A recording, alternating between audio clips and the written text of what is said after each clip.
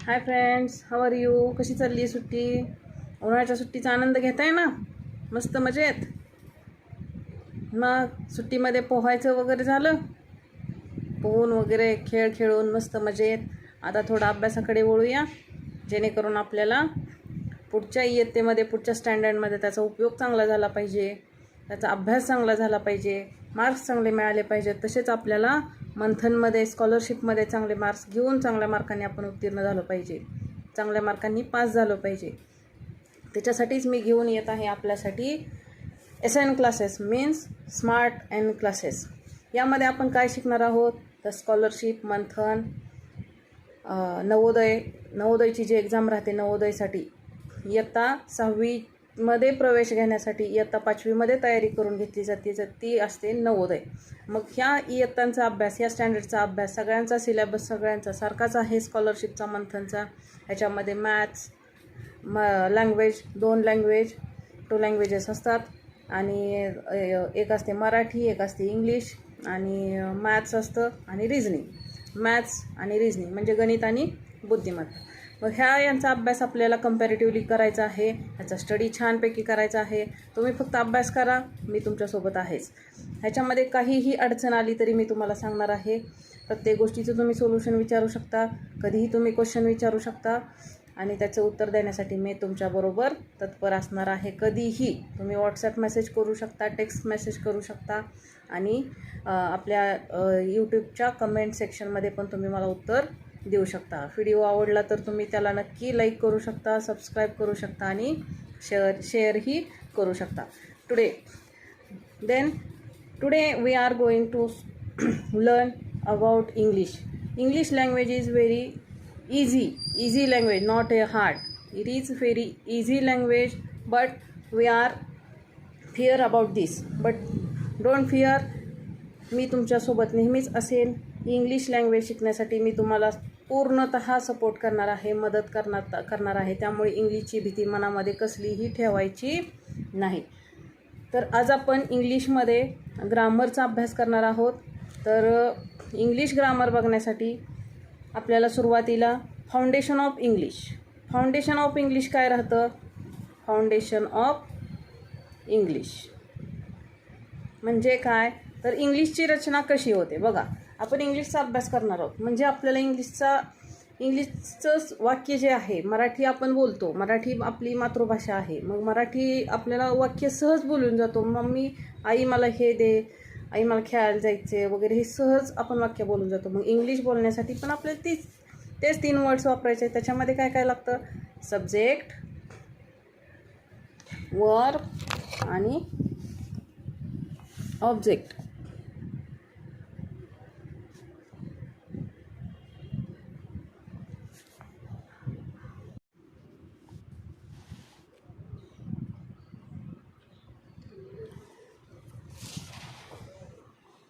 पहा, आपल्याला foundation of English बघायचं आहे.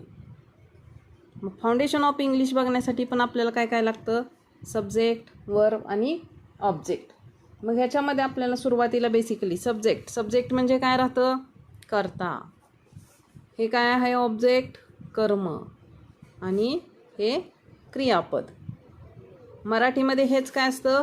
इकडे असतं क्रियापद. कर्ता, कर्म आणि क्रियापद राहतं. परंतु आता आपण काय बघणार आहे? SVO. ह्याचा शॉर्टकट काय लक्षात ठेवायचा मुलांनो? SVO. एवढं लक्षात ठेवलं का आपल्याला सेंटेन्स हे जमलंच पाहिजे. आता आपल्या या स्टेजला आपण 4थमध्ये आहे, 4थचं ग्रामर बघतोय. म्हणजे आपल्याला आता फक्त एवढंच लक्षात ठेवायचं, काय काय?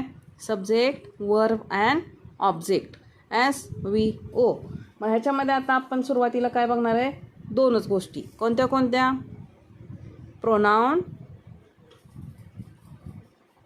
प्रोनाउन आणि ऑक्झिलरी वर्ब.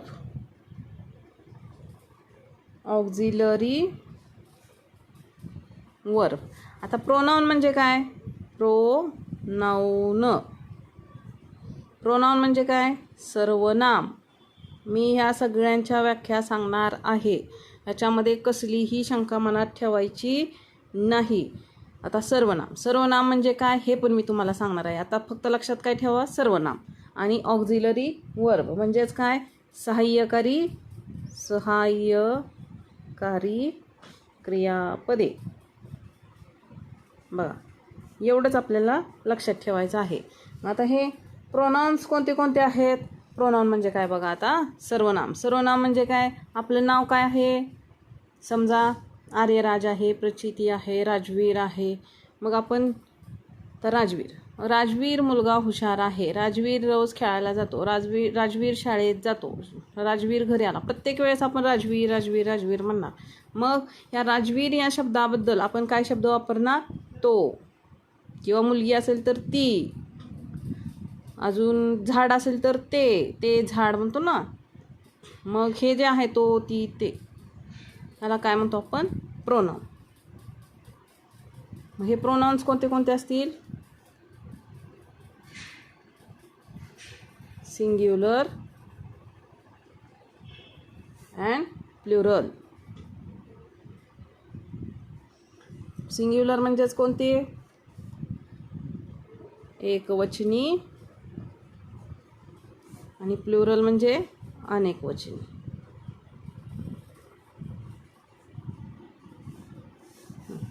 आता सिंग्युलर कोणते कोणते आहेत, आय.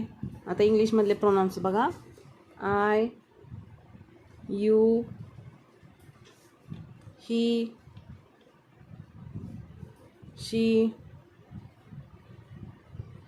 इट. म्हणजेच काय, आय म्हणजे काय, मी, यू म्हणजे तू, ही म्हणजे तो, शी म्हणजे ती, आणि इट म्हणजे ते. I, you, he, she, it. मी, तू, तो, ती, ते. हे झाले काय, एकवचनी प्रोनाउन. आपण हे काय बघतोय, प्रोनाउन. प्रोनाउनचे किती पार्ट आहेत, 2, सिंग्युलर अँड प्लुरल. मग आता सिंग्युलरमध्ये I, you, he, she, it, आणि प्लुरलमध्ये काय येईल, we, you and they. We, you आणि दे. तर वी म्हणजे काय, आम्ही, यू म्हणजे तुम्ही, आणि दे म्हणजे ते. आता बघा, हे झाले प्लुरल. आता मी, आपण जर एकटा आहे, मी एकट्याला आम्ही म्हणतो का कधी आपण, नाही. मी केलं हे, मी म्हणजे कोण, एकटा आहे. तू खाऊ खाल्लास का, आपण कोणाला विचारतो, एकट्याला. किंवा तो शहाणा आहे, मग तो एकटाच शहाणा आहे. शी, ती चांगली आहे, म्हणजे ती एकटीच आहे. इट म्हणजे ते झाड आहे. पण आता बघा, हे ते म्हणण्यापेक्षा त्या म्हणू शकतो आपण, किंवा त्यांना वगैरे. वी, आम्ही गोंधळ करतो, आम्ही म्हणजे कोण, 2, 3, 4 असतील, म्हणून वी वापरतो. यू, तुम्ही, यू दोन्हीकडे वापरू शकतो. यू म्हणजे तू पण होऊ शकतो, प्लुरलमध्ये तुम्ही पण येऊ शकतो. दे म्हणजे ते पण होऊ शकतं, त्यांना पण होऊ शकतं, ते, त्यांना. ती झाडे, ती पण होऊ शकतं, ती झाडे, आपण ती झाडे पण म्हणू शकतो. म्हणजेच काय, वी, यू अँड दे, हे प्लुरल आहे. आता हात कसं पाठ करणार, आता बघा, शब्द वापरताना आपण नेहमी सिंग्युलरमध्ये असे वापरायचे, प्लुरलमध्ये असे वापरायचे. आता आय एम ए टीचर, ह्याचं एक्झाम्पल बघायचं झालं,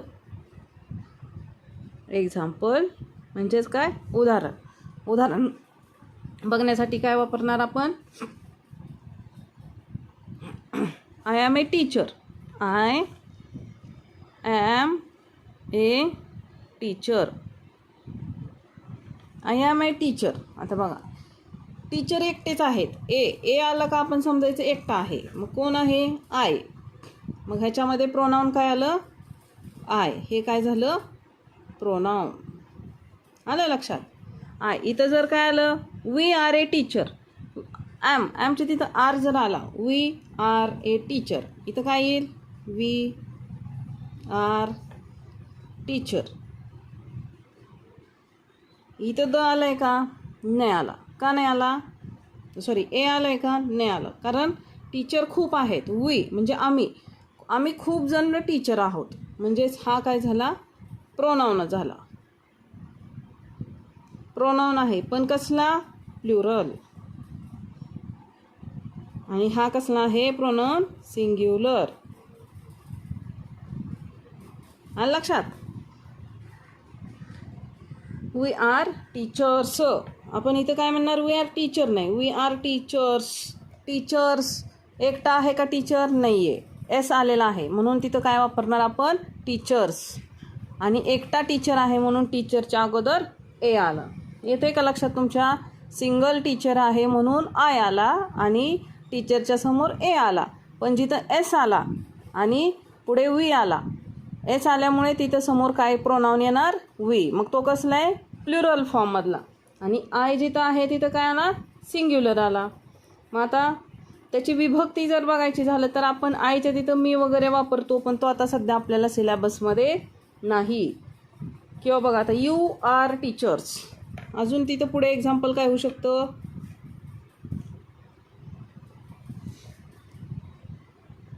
यू आर टीचर्स. टीचर्स काय आलाय, एस आलाय. एस आला म्हटलं तर हे काय होणार आहे, प्लुरल. मी बघा ओळखण्याचे खूण सांगते तुम्हाला, अजिबात अवघड नाही वाटलं पाहिजे. प्लुरल फॉर्ममधलं प्रोनाऊन आहे, समजलं. मग इथं यू आहे, यू दोन्हीकडे आहे, पण प्लुरल आहे का सिंग्युलर आहे कशावरून ओळखलं आपण, तर एस वरून. इथं जर आलं असतं यू आर ए टीचर आलं असतं तर काय आलं असतं, यू आर ए टीचर. मग काय आलं असतं, ए म्हटलं तर काय आलं असतं, सिंग्युलर फॉर्ममधलं, सिंग्युलर प्रोनाऊन. कशावरून ओळखलं आपण, एस आणि ए वरून. हे झालं सिंग्युलर प्रोनाऊन. हे कसलं आहे, plural pronoun.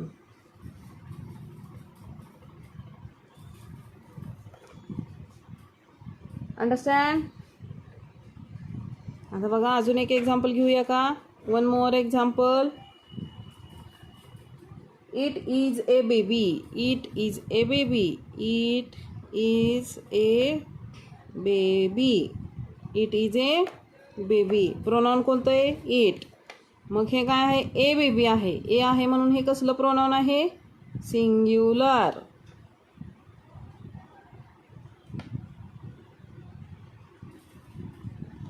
Okay, got it. They are teachers. They are teachers. Next example, they are teachers. मग आता काय आलं, इथं दे आलं, इथं काय आलं, एस आला. म्हणजे काय झालं, हे प्लुरल.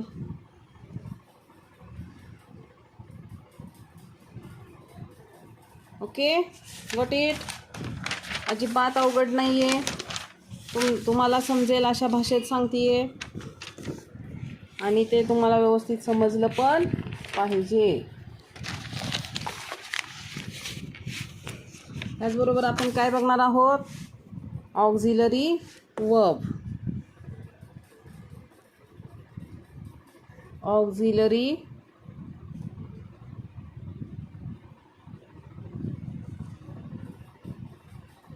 बघा, हे बेसिक्स आहेत. हे बघितलं तर आणि तरच आपण इंग्लिशमध्ये पुढे जाऊ शकतो. ह्याच्यावरतीच सगळ्यांना आपल्याला पुढे मदत होणार आहे. तुम्ही फक्त आता सध्या एवढंच लक्षात ठेवा, ऑक्झिलरी वर्ब्स कोणते आहेत आणि प्रोनाऊन कोणते आहेत आणि ते कसे आहेत, प्लुरल आहेत की सिंग्युलर. Auxiliary verb. वर्ब म्हणजे काय, क्रियापद. क्रियापद म्हणजे काय, वाक्याचा अर्थ पूर्ण करणारा शब्द म्हणजे क्रियापद. सेंटेन्स कंप्लीट करतो तो वर्ड म्हणजेच क्रियापद, त्याच्याशिवाय सेंटेन्स कंप्लीट होऊ शकत नाही. आणि त्याला जे सपोर्ट करतात वर्ड्स ते काय झाले, हेल्पिंग वर्ब, मतलब मीन्स सहाय्यकारी क्रियापद. मग आता इंग्रजीमध्ये क्रियापदाचे 2 प्रकार आहेत. कोणते कोणते, मेन आणि ऑक्झिलरी वर्ब. वर्बचे इंग्लिशमध्ये 2 प्रकार आहेत. कोणते कोणते, मेन वर्ब आणि ऑक्झिलरी वर्ब. मग ऑक्झिलरीमध्ये काय काय येणार, ऑक्झिलरीज म्हणजेच हेल्पिंग वर्ब. आणि हे कसले झाले, मेन वर्ब. हे ऑक्झिलरी वर्ब. मग हे कोणते कोणते झाले, main verb am, is, are. am, is, are, was, were. shall,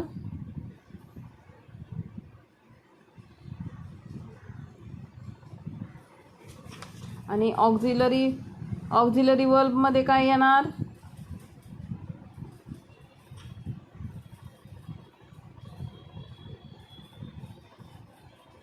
sorry, हे मेन वर्ब असतात ते दुसरे येतात. पहिल्यांदा आपण ऑक्झिलरी वर्ब घेऊया. ऑक्झिलरी वर्बमध्ये जे डायरेक्ट येतात वर्ब्स, आम्ही खेळलो, I am playing, I am played, खेळलो, खेळून झालेला आहे, प्लेड, हे डायरेक्ट क्रियापदाचा अर्थ पूर्ण होतो, हे झाले मेन वर्ब. पण जे ऑक्झिलरी वर्ब आहेत, जे सेंटेन्स कंप्लीट करण्यासाठी, आम्ही खेळत आहे, आहे म्हणजे काय, आहे, इज म्हणजे आहे. मी खाल्ला, खाऊन झाला म्हणजे कंप्लीट झाला माझा. मग हे करण्यासाठी कोणता वर्ड यूज करू शकतो, ते झाले आपले हेल्पिंग वर्ब म्हणजेच ऑक्झिलरी वर्ब. मग आता त्याच्यामध्ये काय काय राहतं ऑक्झिलरी वर्बमध्ये बघा, हे आपण नंतर बघू. मेन वर्ब्स, तर ऑक्झिलरी वर्ब हे महत्त्वाचे आहेत. त्याच्यामध्ये मॉडल्स काय काय राहतात, मॉडल काय राहतात, भाववाचक नाम, भाववाचक असतात, त्याच्यामधून एक भाव समजतो. आणि काही असतात ते प्रायमरी असतात. प्रायमरी म्हणजे काय, प्राथमिक.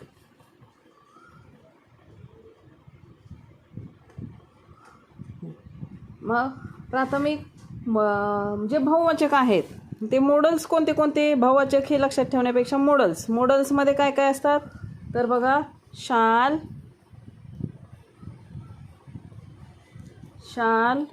विल, कॅन, कुड, should,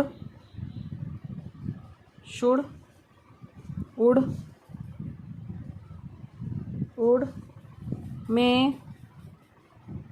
might, must, need and ought to, OUGHT, ought to, ETC म्हणजे अजूनही असू शकतात. आता प्रायमरीमध्ये कोणते कोणते आहेत बघा, प्रायमरीचा उपयोग आपल्याला बराचसा होतो. am, is, are, was, were,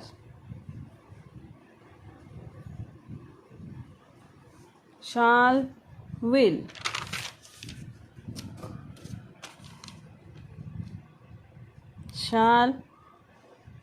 will, have, has, had, do, does, did. हे झाले काय, primary verbs. Auxiliary verbs means primary.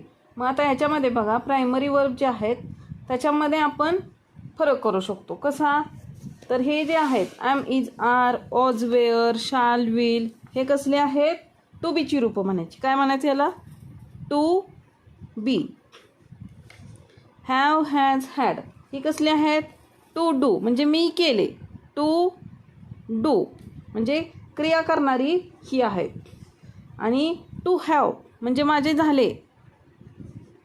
To do, to do, to डूची कोणती आहेत? डू, डज, डीड ही जा म्हणायचं टू डू. आणि हॅव, हॅज, हॅड ही जी आहेत ही कसली आहेत? To have. टू हॅव शब्दामध्येच आहे. हे काय तुम्हाला लक्षात ठेवायची गरज नाही. आता बघा, आता आपल्याला काय पाहायचे? वर्तमानकाळी रूपे म्हणजेच आपल्याला पुढे टेन्स पाहायचे आहेत. टेन्समध्ये ह्याचा उपयोग होणार आहे. आता सध्या आपल्याला फक्त एवढंच लक्षात ठेवायचे ऑक्झिलरी वर्ब्स कोणते आहेत आणि प्रोनाउन्स कोणते आहेत हे फक्त आपण आता पाहिलं. नेक्स्ट लेक्चरला आपण बघणार आहोत टेन्समध्ये किंवा सेंटेन्स, टाईप्स ऑफ सेंटेन्सेस आपण बघणार आहोत. त्याच्यामध्ये आपल्याला नाऊन पाहायचे, नाऊन, प्रोनाऊन, सेंटेन्सचे प्रकार सगळं पाहायचं आहे. तर भेटूया आपण नेक्स्ट लेक्चरमध्ये. थँक्यू. जर आवडला असेल तर लाईक करा, सबस्क्राईब करा आणि शेअर करायला विसरू नका.